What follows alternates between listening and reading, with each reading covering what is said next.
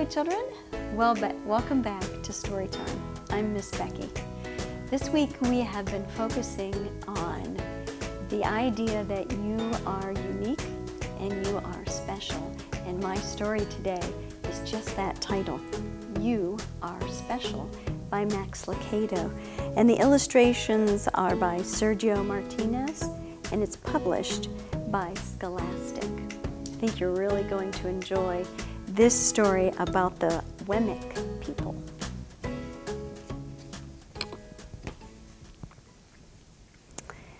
The Wemmicks were small wooden people. All of the wooden people were carved by a woodworker named Eli.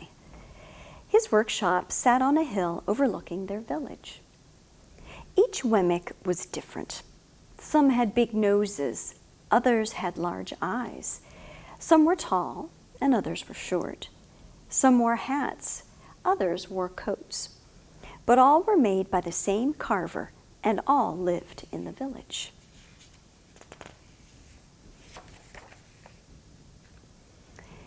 And all day, every day, the Wemmicks did the same thing.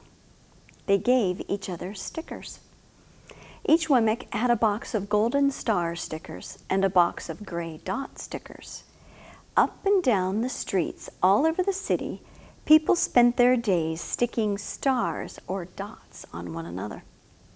The pretty ones, those with smooth wood and fine paint, always got stars. But if the wood was rough or the paint chipped, the Wemmicks gave dots. The talented ones got stars too. Some could lift big sticks high above their heads or jump over tall boxes. Still others knew big words or could sing pretty songs. Everyone gave them stars.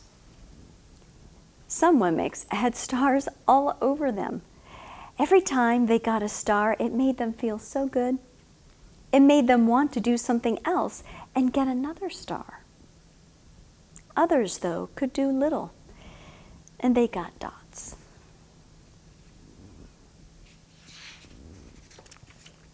Punchinello was one of these.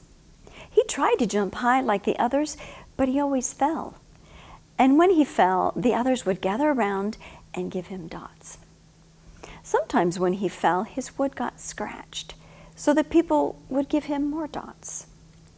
Then, when he would try to explain why he fell, he would say something silly, and the Wemmicks would give him more dots.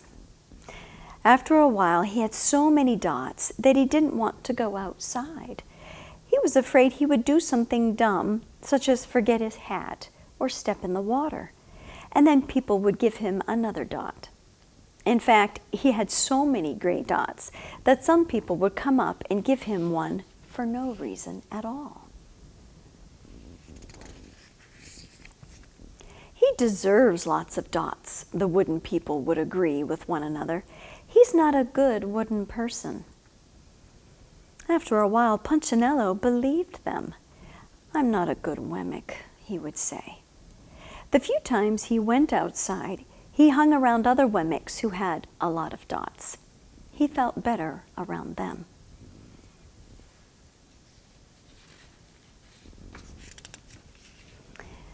One day he met a Wemmick who was unlike any he'd ever met. She had no dots or stars. She was just wooden. Her name was Lucia. It wasn't that people didn't try to give her stickers. It's just that the stickers didn't stick. Some of the Wemmicks admired Lucia for having no dots, so they would run up and give her a star, but it would fall off. Others would look down on her for having no stars, so they would give her a dot. But it wouldn't stay either.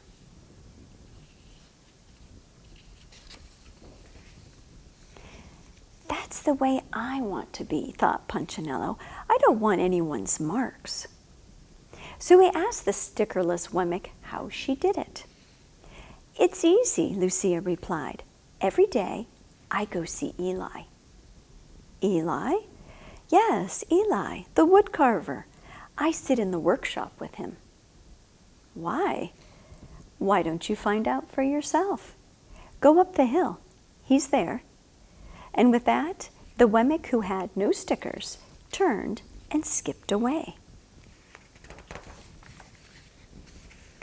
"But will he want to see me?" Punchinello cried out. Lucia didn't hear. So Punchinello went home.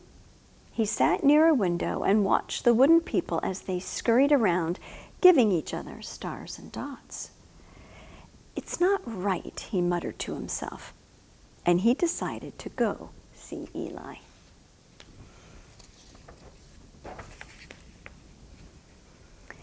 He walked up the narrow path to the top of the hill and stepped into the big shop. His wooden eyes widened at the size of everything. The stool was as tall as he was. He had to stretch on his tiptoes to see the top of the workbench. A hammer was as long as his arm. Punchinello swallowed hard.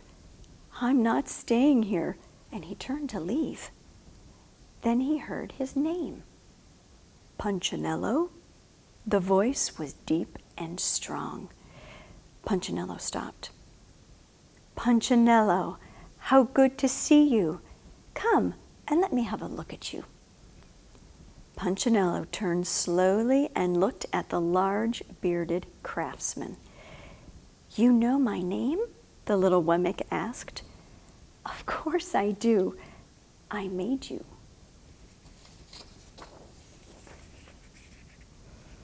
Eli stooped and picked him up and set him on the bench.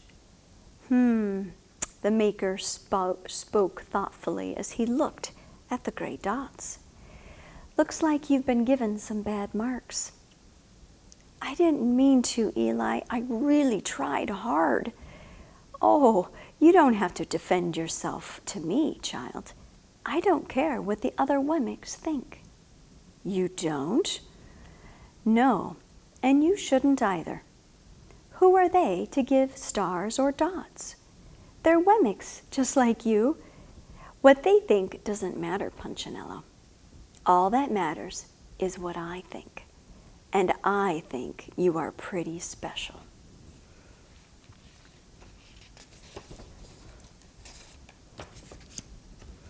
Punchinello laughed. "Me? Special? Why? I can't walk fast. I can't jump. My paint is peeling. Why do I matter to you?"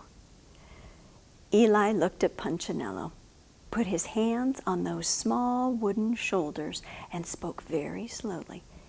"Because you're mine. That's why you matter to me."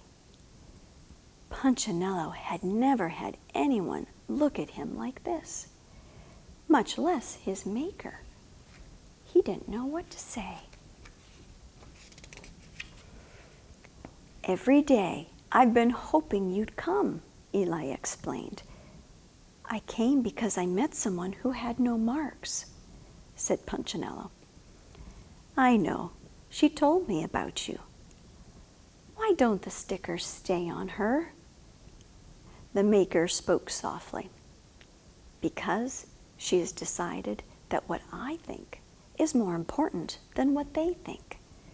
The stickers only stick if you let them." "What?" "The stickers only stick if they matter to you.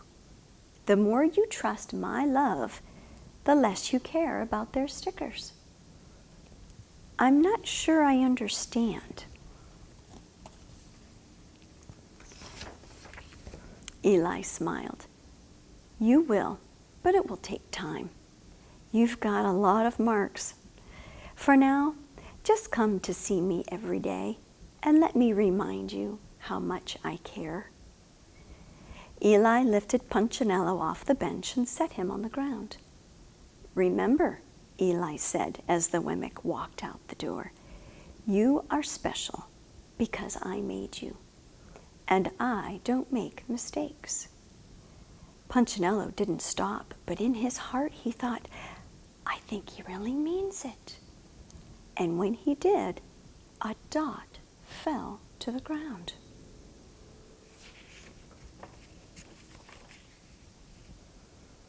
I like this picture of Eli and Punchinello.